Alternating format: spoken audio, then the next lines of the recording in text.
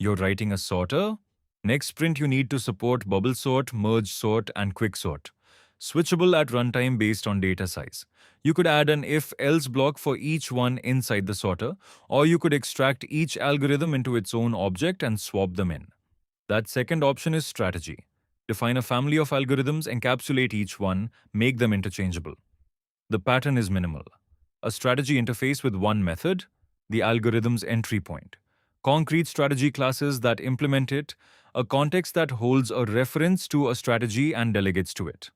The context has no idea which algorithm it's running. Change the strategy, change the behavior. The context code doesn't move. You interact with strategy constantly without naming it, sorting comparators, discount calculations, payment processors, routing algorithms, compression codecs. The signal to look for, a method that checks the type of an argument to decide what algorithm to run. That conditional is the smell. Replace the type check with polymorphism. That's strategy. Why not just use if-else? 3 concrete reasons. Adding a new algorithm means editing the context, violating open-closed. The context class grows unbounded as you add more cases, and you can't compose or reuse algorithms independently. With strategy, a new algorithm is a new class. Nothing existing changes. Modern Java makes single-method strategy interfaces trivial. Define a functional interface and pass a lambda. Java's comparator is exactly this pattern. Strategy is the pattern. Comparator is the implementation.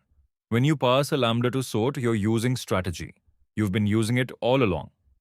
The question interviewers love: how does strategy relate to composition over inheritance? Strategy is composition applied to behavior.